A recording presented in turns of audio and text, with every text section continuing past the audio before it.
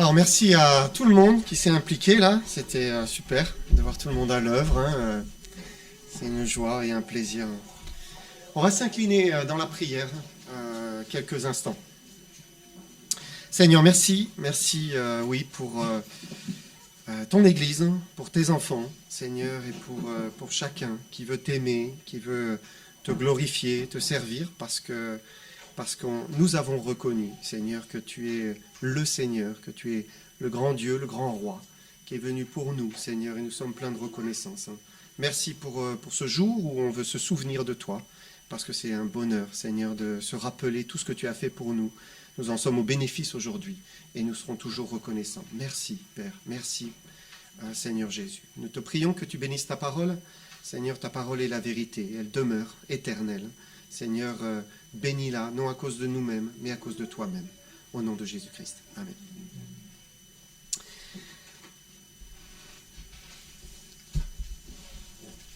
Alors, quand on y pense, c'est quand même quelque chose d'absolument incroyable que Dieu se soit fait homme. Dieu se soit fait homme. Ce qui signifie que le Fils de Dieu s'est d'abord incarné dans un fœtus, et puis il s'est développé patiemment dans le ventre de Marie, sa mère, pendant 9 mois. Jésus-Christ, 9 mois. Et finalement, il est né, comme tous les hommes, comme chacun d'entre nous. Et Dieu n'a pas accéléré le temps pour Jésus. Non, le temps s'est déroulé tout doucement, et il a vécu une vie de bébé, fragile, dépendante de sa mère, jusqu'à grandir, passer de la petite enfance à l'adolescence, et de l'adolescence à la jeunesse, de la jeunesse à l'âge adulte. Et chaque année, à Noël, c'est pour nous l'occasion de rendre grâce pour le don de Jésus-Christ. Nous sommes reconnaissants. Mais que représente Jésus pour l'extérieur? Que représente Jésus pour le monde? Qui est-il pour les différentes religions partout dans le monde? Alors j'aimerais courtement que l'on voit ensemble qui est Jésus pour les uns, pour les autres, et puis après, nous verrons un verset de la Bible, seulement un verset, qui nous dit qui est réellement Jésus. Alors d'abord, si on se penche sur l'islam, on voit qu'il croit à la naissance miraculeuse de Jésus. Il croit vraiment qu'il est né d'une vierge. Il y a même toute une sourate, un chapitre, qui nous parle de la naissance de Jésus, de Marie, alors qu'elle était vierge. Et donc le Coran, qui a été écrit 600 ans après Jésus-Christ, donc 600 ans après la Bible, reprend des histoires de la Bible, et notamment celle-là. Mais quand même, c'est modifié. Je ne sais pas si vous avez déjà lu le Coran, et ce chapitre en particulier, je pense que c'est chapitre 19. On vient d'entendre les récits, comment s'est passée réellement la naissance de Jésus-Christ. Mais dans le Coran, la chose change. Marie va partir dans le désert, et puis elle va accoucher toute seule. Elle va se réfugier sous un palmier, et elle sera épuisée. Et là, il lui est dit de secouer le palmier pour que des dattes tombent, et puis qu'elle puisse se restaurer, des dattes fraîches, mûres. Ensuite, toujours selon le Coran, elle retourne auprès des siens, auprès des hommes et de son village. Et là, la sachant vierge, ils se disent, elle a péché, elle est avec un enfant. Alors ils vont lui dire, oh Marie, tu as fait une chose monstrueuse. Alors elle, qui tient l'enfant avec le berceau, et elle va montrer Jésus du regard, et à ce moment-là, ils vont dire, mais comment parlerions-nous à un bébé au berceau? Et là, le bébé aurait dit, je suis vraiment le serviteur d'Allah, il m'a donné le livre et m'a désigné prophète. Donc ça, c'est le récit du Coran sur la naissance de Jésus-Christ. Donc ça commence par un miracle dès la naissance.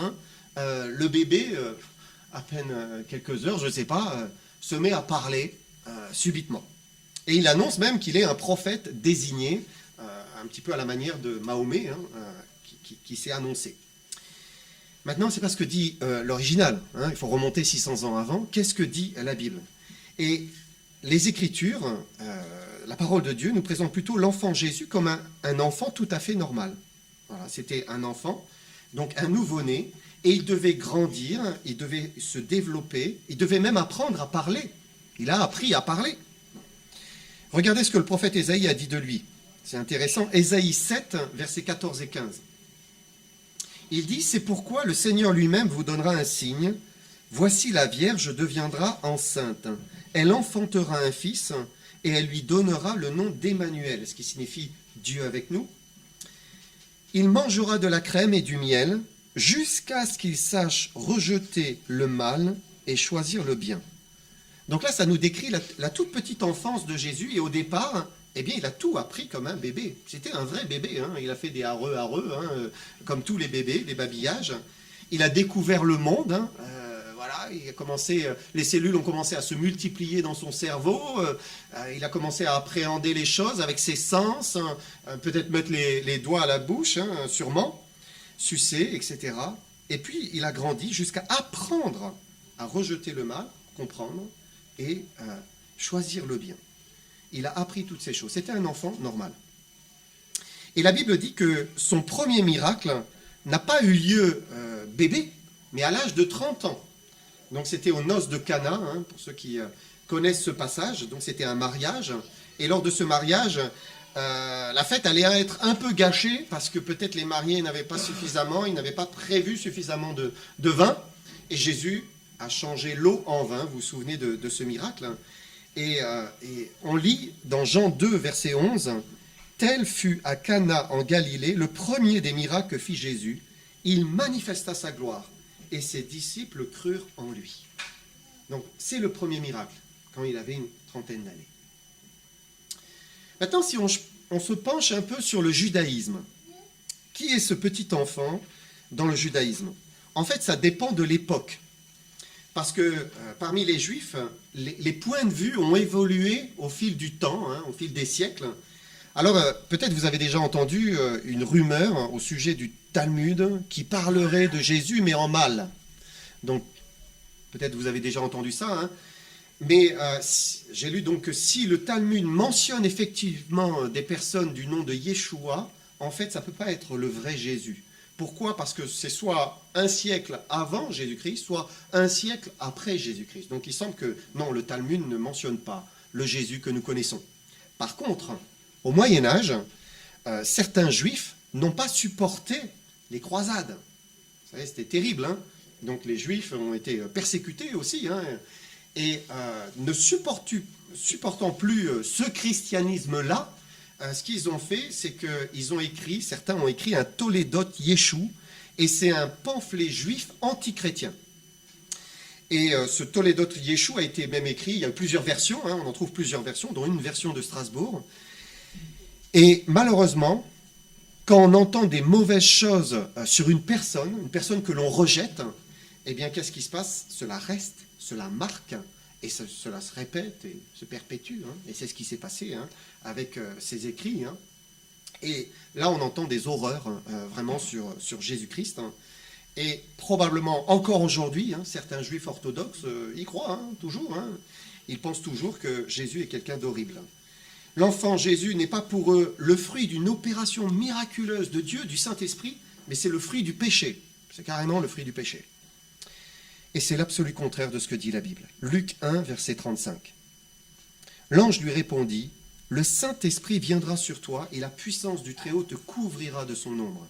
C'est pourquoi le Saint-Enfant qui naîtra de toi sera appelé Fils de Dieu. » Ça, c'est le récit des témoins oculaires. Alors heureusement, hein, je fais une parenthèse, beaucoup de Juifs sont revenus hein, de ce Toledot Yeshu hein, et ne croient pas du tout que tout cela s'est avéré. Maintenant, si on regarde un petit peu les religions, les philosophies orientales, comme par exemple le bouddhisme. Donc le bouddhisme ne parle pas, semble-t-il, vraiment de la naissance de Jésus-Christ, hein, mais il reconnaît Jésus comme étant un maître. C'est un maître. Pourquoi? Parce qu'il est un exemple dans l'enseignement, dans sa morale, dans la spiritualité, que ce soit dans sa pureté, dans son amour pour les hommes, dans sa bonté d'âme, jusqu'à se sacrifier, jusqu'à la mort, pour ceux qu'il aime. Et en cela, ils estiment que même Jésus peut recevoir un culte. On peut lui rendre un culte, on peut l'adorer, hein, mais au même titre que le Siddhartha Gautama, le Bouddha, l'éveillé, de la même manière, on lui rend un culte. Hein. Et finalement, Jésus, c'est un maître intéressant, parmi les autres maîtres, hein, mais certainement pas le Dieu, le vrai Dieu. Si on regarde un tout petit peu l'hindouisme, il croit que Dieu s'est manifesté d'innombrables fois. Alors bien, que Jésus-Christ soit manifesté en tant que Dieu, lui aussi, hein, c'est possible. Il était une incarnation divine. Hein. Le petit enfant Jésus ne devient là alors qu'un Dieu, un petit Dieu, hein, parmi tous les autres divinités qui existent, hein, et qui existeront selon eux. Enfin, que pensent les Français d'origine catholique? Alors je dis d'origine catholique parce que la majorité des Français aujourd'hui n'ont plus vraiment de conviction. Hein. C'est terminé. Hein. Presque. Hein. Une enquête réalisée à 36 ans d'écart, donc en 1981 et puis en 2018, nous montre qu'à l'époque, en 80, il y avait 70,5% de personnes qui se disaient catholiques en France, et en 2018, 32,2%. Et sur ces 32,2%, qui est réellement pratiquant? 6%. Un peu plus de 6% seulement. Et on ne peut pas dire que la France, c'est un pays chrétien, hein, qui se revendique du christianisme. Hein, ça n'a plus de sens. Hein. La France est devenue un pays laïque, où on ne croit plus en rien. Hein. Alors que pensent les Français de Jésus? La plupart des Français, ceux qui ont peut-être des arrière-grands-parents qui sont allés à l'église autrefois, hein, qu'est-ce qu'ils en pensent? Ben, Jésus est que le petit Jésus dans la crèche. Voilà, il reste le petit Jésus dans la crèche, hein, c'est-à-dire un Jésus de la tradition. C'est la tradition, ça fait partie du passé, de l'histoire, c'est le folklore de Noël. Alors à côté du Père Noël, pourquoi pas, il peut trouver sa petite place, hein, tout va bien. Mais en fait, Jésus, pour eux, n'a pas vraiment d'existence. Oui, bien sûr, dans la tradition chrétienne, on reconnaît, il y a 2000 ans, Jésus-Christ était là, il était un exemple de bonté, d'amour, de générosité, hein, mais c'était il y a 2000 ans. Hein, voilà, c'est terminé, hein, c'est fini. Jésus ne représente plus grand-chose dans ce monde moderne, ce monde de la consommation, de l'abondance. Il est loin. Conclusion, pour la plupart des hommes, même si la fête de Noël peut bien sûr évoquer Jésus, c'est toujours un Jésus diminué. C'est un petit Jésus ou un Jésus qui n'est plus actuel, qui n'est plus présent, qui n'est pas vivant en fait. Hein. Il n'est pas là. Soit il est mort il y a 2000 ans, soit il est indigne, un Jésus du passé indigne, soit c'est un prophète du passé, soit c'est un exemple ou un maître du passé, soit c'est une tradition qui est passée. Alors pourquoi s'intéresser à Jésus aujourd'hui? En fait, ça n'a pas vraiment de sens pour eux. Maintenant, j'aimerais qu'on prenne un seul verset de la Bible qui nous montre qui est Jésus dans la crèche de Bethléem. Qui est cet enfant que nous célébrons et pourquoi nous nous réjouissons de sa venue? Et donc le verset, c'est Ésaïe chapitre 9 et verset 5. Car un enfant nous est né, un fils nous est donné, et la domination reposera sur son épaule. On l'appellera admirable, conseiller, Dieu puissant, Père éternel, prince de la paix. Donc ça, c'est une prophétie qui a été donnée 700 ans avant Jésus-Christ. Parce qu'Ésaïe a écrit 700 ans avant que Jésus-Christ ne vienne. Hein. Donc c'est lui qui a écrit cela et c'est authentifié. Vous avez le rouleau d'Ésaïe quasiment complet qui est exposé au musée du livre à Jérusalem. Donc c'est une réalité. Hein. Ça a été écrit réellement 700 ans avant Jésus-Christ. Et déjà, il parle à l'avance d'un enfant qui va bouleverser le monde. Et cette prophétie ne décrit pas un enfant faible, un petit Jésus voilà, qui reste enfant, mais il décrit un Jésus qui est fort, un Jésus qui est puissant, il domine, il a autorité, il gouverne. Rien à voir avec l'image de Jésus aujourd'hui dans le monde. Ésaïe décrit par plusieurs termes. Qu'est-ce qui caractérise Jésus? Qui est-il? Alors d'abord, il dit, on l'appellera admirable. Admirable.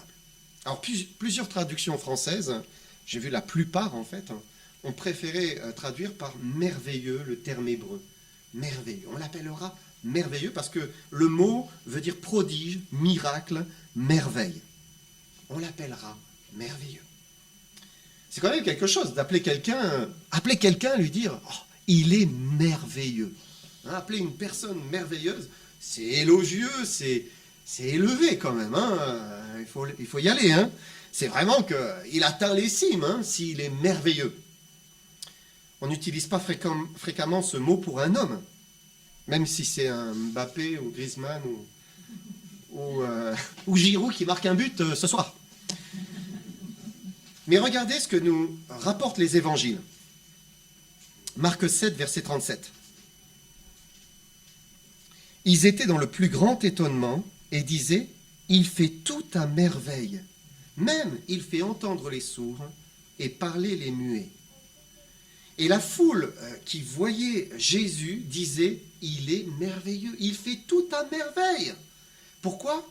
Parce qu'il y avait cette compassion, cet amour, cette bonté qui leur apportait la délivrance. C'était une vraie délivrance pour eux. Que pouvait espérer un muet, un sourd, un boiteux C'est impossible, surtout à cette époque. Encore aujourd'hui, même aujourd'hui, la science et la médecine n'arrivent pas à résoudre bien des handicaps. Hein. Incapable. Mais la domination repose sur son épaule. Ça veut dire que Jésus domine tout. Il domine la création et l'impossible est possible. Il peut faire des prodiges. Ésaïe dit, on l'appellera conseiller. Qu'est-ce qu'un conseiller ? Parfois, on fait appel à un conseiller matrimonial. Parfois, c'est un peu plus technique. Hein. On va faire appel à un conseiller financier pour bien placer son argent, ou bien un conseiller juridique. Mais pourquoi les voit-on ? Parce que ce sont des spécialistes dans leur domaine. Ils savent ce que nous ne savons pas. C'est pour ça qu'on va les consulter. Et Jésus est le conseiller. Il est le conseiller. Pourquoi ? La Bible dit qu'en lui réside toute la sagesse, toute la connaissance. Jésus sait ce que nous ne savons pas, ce que les hommes ne savent pas. Un exemple des évangiles, c'est lorsque Jésus rencontre la femme samaritaine au puits de Sichar. Donc il rencontre cette femme, c'était une femme qui était débauchée, qui était condamnable hein, de par sa vie.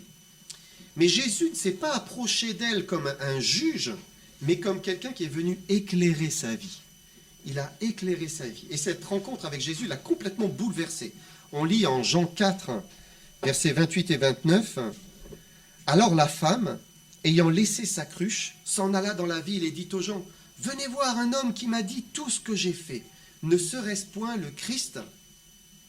Et Jésus pouvait s'approcher d'elle, l'éclairer, la conseiller, parce qu'il connaissait toute sa vie, absolument toute sa vie. Et Jésus nous connaît, il nous connaît vraiment, il nous connaît même mieux que nous-mêmes. Il sait ce que nous avons fait ou n'avons pas fait, il sait ce que nous sommes intérieurement. Même parfois, sur certaines choses, notre épouse ou notre mari ne nous connaît pas vraiment. Il y a des aspects qui restent quand même peut-être cachés, mais lui, il sait. Il connaît tout. Et il ne vient pas pour nous juger. Il vient d'abord en tant que conseiller. Et derrière ce mot de conseiller, il y a aussi l'idée, voilà, un conseiller, quelqu'un de proche, quelqu'un en qui on a confiance, quelqu'un à qui on peut s'ouvrir, à qui on peut tout dire, et qui peut nous apporter une réelle aide. Ensuite, Ésaïe dit, on l'appellera Dieu puissant, ou Dieu fort, selon les traductions. Et lorsque on ouvre la Bible, mais Jésus est sans conteste Dieu. C'est une évidence. Hein. Les religions, on l'a vu, le diminuent. Hein. Les hommes le diminuent. Mais tous les prophètes, tous les témoins oculaires dans les Écritures disent, mais il est Dieu. Il est réellement Dieu.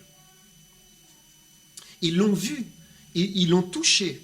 Ils l'ont entendu. Et tous ont dit, voilà, personne n'est comme lui. Tu as les paroles de la vie éternelle. C'était évident pour eux. On ne peut pas prendre tous les versets qui parlent de la divinité de Christ, hein, mais un des témoignages les plus forts, à mon sens, de sa divinité, c'est après la résurrection. Pourquoi ? Parce qu'il y a un disciple qui doutait. Vous savez, on doute parfois. Hein, on doute, hein, puisqu'on est des hommes. Et ce disciple s'appelait Thomas. Thomas avait cru, mais Jésus était mort. Il n'y croyait plus. Et quand les autres disciples sont venus le voir en disant « Mais nous avons vu Jésus, il est ressuscité !» Eh bien, il doutait. Il doutait vraiment dans son cœur. Et puis, peu de temps après, Jésus s'est présenté à lui, devant lui. Et là, Thomas, Jean 20, 28, il est tombé et il a dit, mais mon Seigneur et mon Dieu. Il a reconnu. Moi, je l'imagine tombant à genoux. Mon Seigneur, mon Dieu. Ça y est, il le reconnaissait réellement parce que, voilà, il le voyait. Jésus était ressuscité. Alors, bien sûr, c'est de là que nous vient cette phrase. Moi, je suis comme Thomas. Je ne crois que ce que je vois. Et voilà, on la ressort. Moi, je me souviens l'avoir ressorti quand j'étais jeune. Mais l'important dans ce récit, c'est la suite. C'est ce que Jésus a dit. Qu'est-ce qu'il lui répond? Jean 20, 28. Jean 20, 29, pardon. Parce que tu m'as vu, tu as cru. Heureux ceux qui n'ont pas vu et qui ont cru. Pourquoi? Parce que Dieu nous appelle à croire en lui sans le voir. Il veut qu'on croie en lui sans le voir. C'est la foi, en fait. Il nous appelle à avoir foi. À croire et non pas à voir. C'est facile d'avoir Jésus devant soi et de dire « je crois en toi ». Ah oui, surtout quand il était mort et il est ressuscité. C'est très facile. Mais Jésus dit « heureux ceux qui n'ont pas vu et qui ont cru ». Et même, 2000 ans, on est en 2022, après Jésus-Christ, il continue à nous appeler à croire en lui, sans le voir, par la foi, simplement. Ésaïe ajoute « on l'appellera Père éternel ». Père éternel. Et là, c'est surprenant. Comment ça? Est-ce que le Fils peut-il être le Père? Comment c'est possible? Mais s'il y a bien un Père et un Fils qui sont créateurs des cieux, la Bible dit qu'ils ne forment qu'un. Ils ne sont qu'un. Et là, on est devant un mystère. Il faut le dire, on ne sait pas tout. Et c'est le mystère de la divinité. Le mystère de Dieu. Alors, les religions monothéistes, en dehors du christianisme, rejettent complètement la divinité de Jésus-Christ parce qu'ils disent, mais il n'y a qu'un seul Dieu. Et s'il y a le Père et le Fils, eh bien, il y a deux dieux. Et donc, ce n'est pas possible. On n'est pas polythéiste, on est monothéiste. La Bible dit qu'il n'y a qu'un créateur. Elle dit qu'il n'y a qu'un seul Dieu. C'est le Shema dans l'Ancien Testament. Mais la Bible dit aussi qu'il y a le Père, qu'il y a le Fils, que ce sont deux personnes distinctes, mais qui forment un Dieu unique. Ils sont Dieu, ils ne forment qu'un, ensemble. Et lorsque Jésus s'est incarné, ce n'était pas simplement le Fils qui descendait des cieux pour s'incarner dans un petit bébé, mais on lit que le Père était en lui. En sorte que quand un disciple s'est approché de Jésus et lui a dit, Jean 14, versets 8 à 10, « Seigneur, montre-nous le Père, cela nous suffit. » Jésus lui a répondu, « Il y a si longtemps que je suis avec vous, et tu ne m'as pas connu, Philippe? Celui qui m'a vu a vu le Père. Comment dis-tu, montre-nous le Père? Ne crois-tu pas que je suis dans le Père et que le Père est en moi? Les paroles que je vous dis, je ne les dis pas de moi-même. Et le Père qui demeure en moi, c'est lui qui fait les œuvres. » Et bien qu'il y ait le Père, le Fils porte les noms du Père, parce que le Père laisse le Fils, j'ai envie de dire, sur le devant, et notamment sur terre. Et donc Jésus est aussi, au même titre que le Père, Père éternel, parce que le Père est avec lui, il est en lui, et il ne forme qu'un. Enfin, Ésaïe dit, on l'appellera Prince de la paix. Alors on vit une nouvelle fois une période de guerre avec l'Ukraine, et ça nous touche parce que c'est juste là, c'est pas loin, c'est aux portes de l'Europe. Mais on peut dire que la guerre, regardez l'histoire, quand vous étudiez l'histoire, mais la guerre est depuis toujours. En fait, depuis Caïn et Abel, la guerre n'a pas fini, elle ne cesse jamais. Et l'homme qui est conscient de toute cette violence, et qui aimerait que la paix vienne, qui aspire à la paix, on rêve de la paix. Et la Bible dit qu'un jour, le prince de la paix, Jésus-Christ, viendra instaurer une paix sur le monde entier. C'est une prophétie, même plusieurs prophéties. Il va le faire.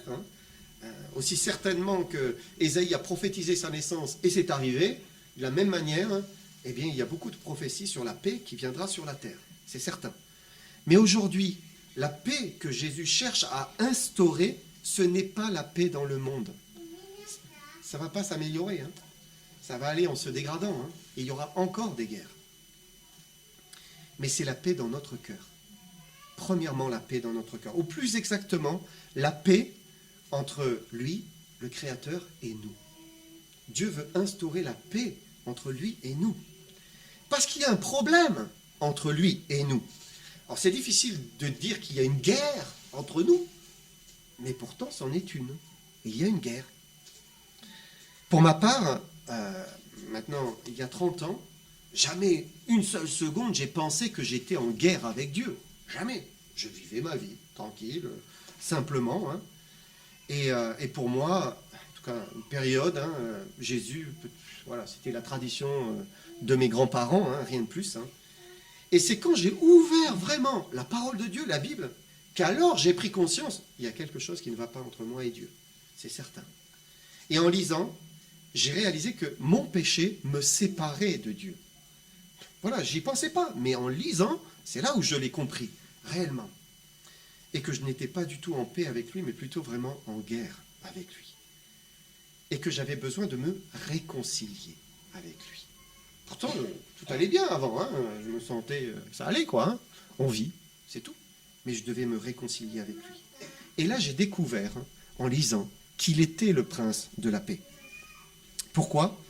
Parce qu'il était venu sur terre mourir pour mes péchés à moi.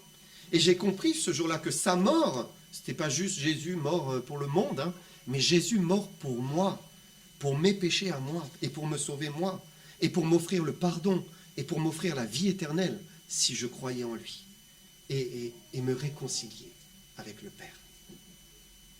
Alors je termine ici. Qui est Jésus pour nous ? Est-ce que c'est un usurpateur ? Est-ce que c'est un maître de morale exemplaire ? Est-ce que c'est un prophète ? Est-ce que c'est une traduction du passé ? Ou bien c'est Dieu lui-même qui s'est incarné pour venir mourir pour mes péchés, pour nos péchés. Vous savez, ce que nous pensons de lui aujourd'hui sur terre déterminera ce qu'il pensera de nous quand nous passerons de l'autre côté. Parce que c'est sûr, hein, un jour nous serons devant Dieu, hein, on va tous mourir, hein, donc c'est certain. Et Noël, c'est certainement la meilleure période pour s'arrêter, réfléchir et se poser la question, mais finalement, qui est Jésus ? Et où en suis-je moi vis-à-vis de lui ? Il est venu, il a donné sa vie pour moi. Et si je crois en lui, alors eh bien il m'accorde le pardon. Tous ceux qui l'ont fait, qui ont fait cette démarche, hein, qui ont prié sincèrement, Seigneur Jésus, je crois, pardonne-moi.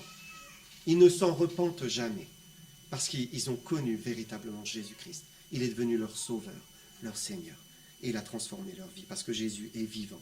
Il n'est pas juste un petit Jésus du passé, mais il est réellement vivant. Que le Seigneur vous bénisse.